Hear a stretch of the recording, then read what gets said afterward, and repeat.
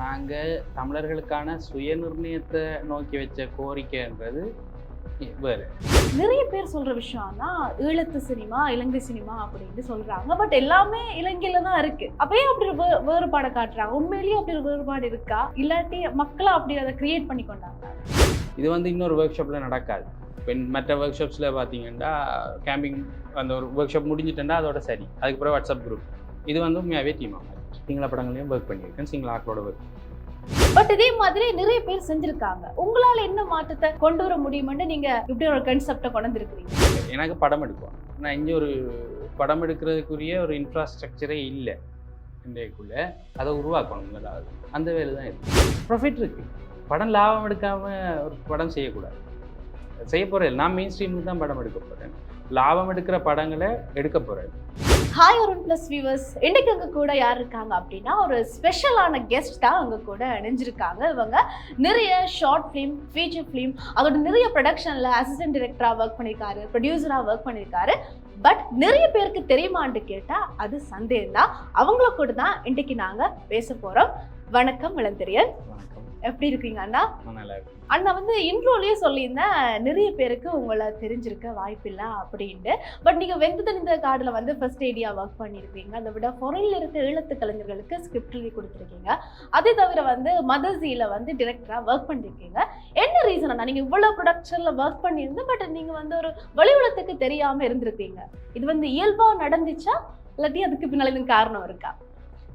முதல் விஷயம் ஈழம் சினிமான்றதே இன்னும் ஈழம் சினிமாவிலேருந்து எத்தனை பேரை வழிபடுறதுக்கு தெரியுமெண்டா அது ஒரு கேள்விக்குறி தான். இப்போ அதுக்குள்ளேயும் நான் இப்போ இண்டஸ்ட்ரிக்குள்ளே இருக்கிற ஆக்களுக்கும் மீடியா சைட்லேயும் கூட அவ்வளவு தெரியாமல் இருக்கிற காரணம், நான் யாரையோ ஒரு ஆளை முன்னிறுத்தி தான் இது வரைக்கும் பயணிச்சிருக்கேன். நான் ஒரு டைரக்டருக்குள்ள ஒர்க் பண்ணேன்னா அவரை, அப்படி இல்லாமல் என்னுடைய சொந்த ப்ரொடக்ஷன்ஸ் வரும்போது கூட இந்த கம்பெனியான நியூபோர்ன் சினிமாவை தான் முன்னுக்கு வைப்பேன். இப்போ மதர்சி நிறைய பேர் ஒர்க் பண்ண ஓரளவுக்கு தெரிஞ்ச எங்களோட ஊரில் தெரிஞ்ச ஷார்ட் ஃபிலிம். ஆனால் அது யார் செஞ்சன்றதை விட நியூபோர்ன் சினிமா ஒரு டீம் இப்படி ஒரு படம் செஞ்சுருக்கு என்றதான். ஒரு ஆளுக்குள்ளே அது வேற இல்லை, உண்மையும் அதுதான். அது ஒரு டீம் செய்கிறது தான். இப்போ தனிப்பட்ட ரீதியாக என்ன பெருசாக இண்டஸ்ட்ரிக்குள்ளேயும் அறியப்படையில்லை. அதான் மெட்ராக்லேயும் முன்னிறுத்தி செஞ்சு கொண்டதுன்னா இப்போ இந்த திரைப்பாசிரை என்ற அந்த ப்ராஜெக்டோட நானே முன்னிறுத்தேன். ஓகே, இப்போதான் நீங்கள் அதுக்கு ஸ்டார்ட் பண்ணியிருக்கேன், உங்களை வழியெடுத்து காட்டணும் அப்படின்னு. 2 மாதமாக தான் நான் என்ன முன்னிறுத்துறேன். இப்போ அண்ணா உங்களுக்கு இப்போ தான் இந்த ஐடியா வந்திருக்கு, உங்களை முன்னிறுத்தி செய்யணும் அப்படின்ட்டு. அப்போ இதுக்கு முதல்ல ஏன் அந்த ஐடியா வரல? ஏன்னா திரையுலகத்தில் எல்லாருமே தங்களோட ஃபேஸை காட்டணும், வெளியில் நாங்கள் பப்ளிசிட்டி ஆகணும் அப்படின்ற ஒரு மைண்ட் செட்டோட ஒர்க் பண்ணுவாங்க. நீங்கள் இவ்வளோ காலம் அப்படி இருந்ததுக்கு ஏதாவது காரணம் இருக்குதா? இல்லை, இப்போ நான் ஃபேமஸ் ஆகணும்ன்றதுக்கு இங்கே ஒரு இண்டஸ்ட்ரி வேணும். இண்டஸ்ட்ரி வேணுமெண்டா அதை நகர்த்தி கொண்டு போகக்கூடிய ஒரு ஆளுமை வேணும். அப்போ நான் யாரை நம்பினோ அவையில் முன்னிருக்கேன். அப்படித்தான் நான், அதாவது இப்போ நான் படம் செய்கிறதுன்றதை விட யார் படம் செஞ்சால் நல்லா இருக்கும் என்ற ஒரு விஷயத்தை வச்சு முன்னிறுத்தி வேலை செஞ்சினான். இப்போ அவைகளுக்கும் தனிப்பட்ட ரீதியாக நிறைய பிரச்சனை வருது. எல்லாராடையும் குறிப்பிட்ட காலத்துக்கு மேலே தொடர்ந்து பயணிக்க முடியாது. அப்படி ஒவ்வொரு சிக்கல் போய்க்குள்ள ஒரு கட்டத்தில் என்ன முடிவு எடுக்கிறேன்டா, நானே தான் இதை நானே முன்னிறுத்தி கொள்ளணும். அதுதான் இந்த பாயிண்ட். இப்போ அண்ணா நீங்கள் வெளி உலகத்துக்கு வாரத்துக்காக திரைப்பாசிரைன்ற ஒரு கான்செப்டை கொண்டு 15 நாள் கேம்பிங்கில் ஒரு ப்ராஜெக்டை கொண்டு வந்துருக்கீங்க. பட் இதே மாதிரி நிறைய பேர் செஞ்சுருக்காங்க. பட் அவங்களால என்ன மாற்றத்தை கொண்டு வந்தாங்களோ தெரியல. பட் உங்களால் என்ன மாற்றத்தை கொண்டு வர முடியுமென்று நீங்கள் இப்படி ஒரு கான்செப்டை கொண்டு வந்துருக்கிறீங்க? முதலாவது விஷயம் சினிமாக்குன்ற ஒரு அணி சேரல்ன்ற உருவாக்குறது. ஒரு சினிமான்றதை செய்கிறதுக்கு ஒரு பெரிய அணி ஒன்று தேவைப்படுது. இப்போ அந்த தொடர்ச்சியாக ஒரு முழு கமிட்மெண்ட்டோடு இருக்கக்கூடிய ஒரு டீமெண்டோ உருவாக்கி தான் எடுக்க வேண்டியிருக்கு. இல்லை எல்லாருமே நான் பார்த்த வரைக்கும் ஒரு 7-8 வருஷம் ஒர்க் பண்ணிடணும், ஒரு ஃபேமிலி கமிட்மெண்ட் வரைக்குள்ளே வெளியில் போக வேண்டிய சூழ்நிலை வந்துடும். அதை மீறி யார் இருக்கணுமோ அவையெல்லாம் இன்னும் கொஞ்சம் முன்னுக்கு நகர்த்தையிலுமென்னு நான் நம்புகிறேன். அப்போ நாங்கள் கமிட்டடான ஒரு டீமை உருவாக்குறதுக்கு நாங்கள் வச்ச முதல் கண்டிஷன் தான் 15 நாள் கேம்பிங். இப்போ 15 நாள் ஒரு 20 வயசுக்கு மேற்பட்ட ஒரு படியன் என்ற ஒரு கேர்ள் தன்னுடைய ஜாப் ஃபேமிலி எல்லாத்தையும் விட்டுட்டு ஒரு இடத்துல, அதுவும் கொஞ்சம் அவ்வளோ ஃபெசிலிட்டி இல்லாத ஒரு வில்லேஜ் லைஃப் ஸ்டைலில் இருக்க போகிற இன்றைக்குள்ளேயே அவர்கிட்ட கமிட்மெண்ட் நாங்கள் உணர்ந்து கொள்ளக்கூடியதாக இருக்குது. அப்போ இந்த டீம் இப்படி ஒரு கமிட்டடான டீம். அதோடு சேர்த்து எல்லா இடத்துலையும் எங்களுக்கான கதை என்னன்றது ஒன்று இருக்குது. ஆனால் அதை தாண்டி எங்களுக்கான ப்ராசஸ் என்னொன்று இருக்குது. இப்போ கொழும்புல ஃபிலிம் மேக்கிங் ப்ராசஸ் வேறு, அது கூடுதலாக வெஸ்டர்ன் இன்ஃப்ளூயன்ஸ் தான் இருக்குது. நான் பார்த்த வரைக்கும் நான் சிங்கள படங்களையும் ஒர்க் பண்ணியிருக்கேன், சிங்கள ஆக்களோட ஒர்க். நான் ஒன்றை கட்டமைக்க விரும்புகிறேன் என்னென்னா, எங்களோட ப்ராசஸும் எங்களோட லைஃப்பில் இருக்கிற சில ப்ளஸ் இருக்குது. எங்களால் சில விஷயத்தை ஈஸியாக ஹேண்டில் பண்ண முடியும் தமிழாக்களால். ஏன்னா எங்களோட லைஃப் அதை தருது. எந்த ஒரு சுச்சுவேஷனையும் எங்களுக்கு அடாப்ட் பண்ணிக்கொள்ளக்கூடிய நிறைய விஷயம் எங்களுக்கு இயல்பில் இருக்குது, எங்களோட லைஃப்பில் இருக்குது. அதை எங்களோட ப்ரொசஸுக்குள்ளேயும் கொண்டு வரணும் யோசிக்கிறேன். அதுக்கான தயார்படுத்தலாம் இது. எனக்கு தெரிஞ்சு இதுக்கு முதல் நிறைய ஒர்க் ஷாப்ஸ் நடந்திருக்கலாம், ஒரு 4-5 நாளாக இருந்திருக்கலாம். அது எல்லாமே ஏதோ ஒரு ஃபண்டுக்கு கீழே வந்து அது அதுக்கு ஒரு இடம் எடுத்து ஒரு செலவழித்து ஒரு ஃபார்மலாக நடந்த விஷயமா இருக்கும். இது அப்படி இல்லை. நாங்களும் அவையிலும் ஒரே ஒரு என்ன சொல்கிற ஃப்ரெண்ட்ஸ் எல்லோரும் சேர்ந்துருந்து கதைக்கிறோம், இல்லாட்டி ஒரு விஷயத்தை எழுதி பார்க்குறோம், டிஸ்கஸ் பண்ணுறோம், அவ்வளோதான். இப்போ இது எப்படின்னா நாங்கள் எல்லோரும் சேர்ந்து ஒன்றை கட்டமைக்கிறதுக்கு முயற்சிக்கிறோம். அதே மாதிரி அவ்வளோ பேரும் எங்களோட டீமாக மாறிட்டோம்.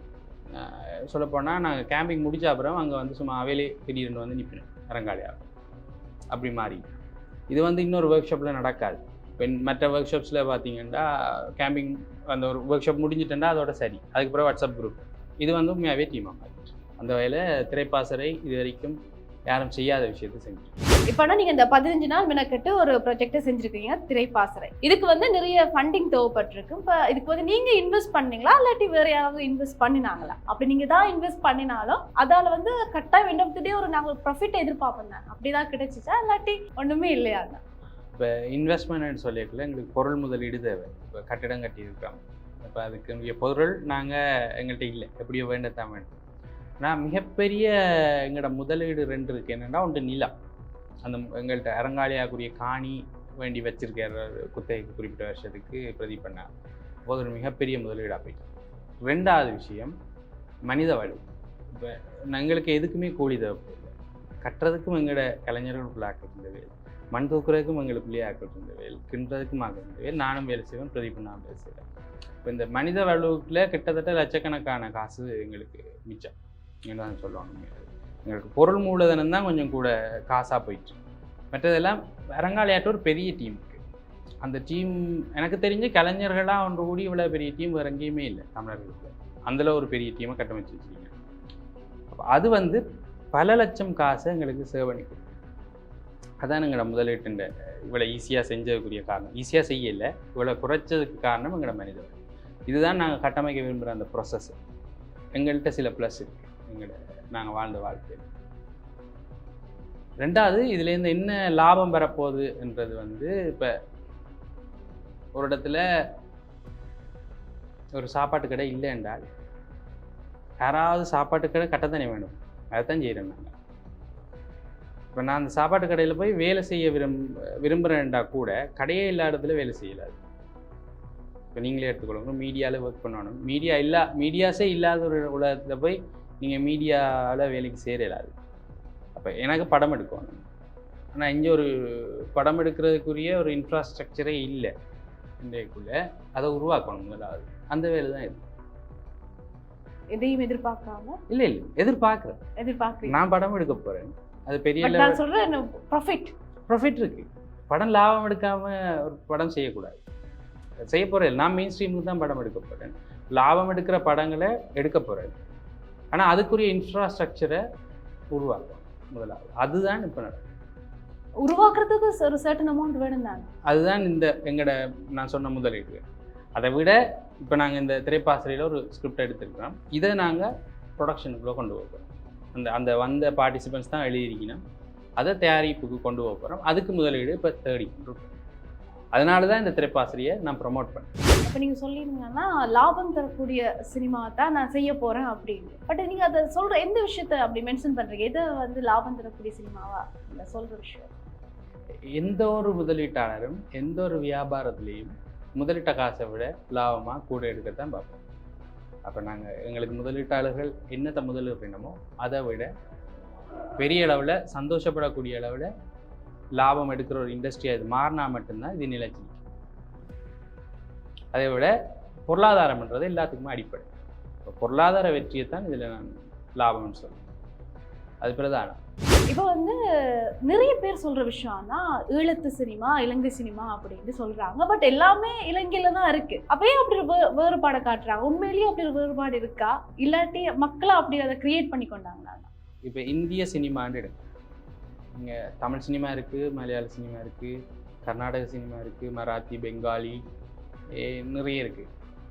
இப்போ Indian Hindi cinema, Indian Tamil cinema, Indian Karnataka cinema, Indian மலையாள சினிமான்னு நாங்கள் சொல்கிறேன் இல்லை.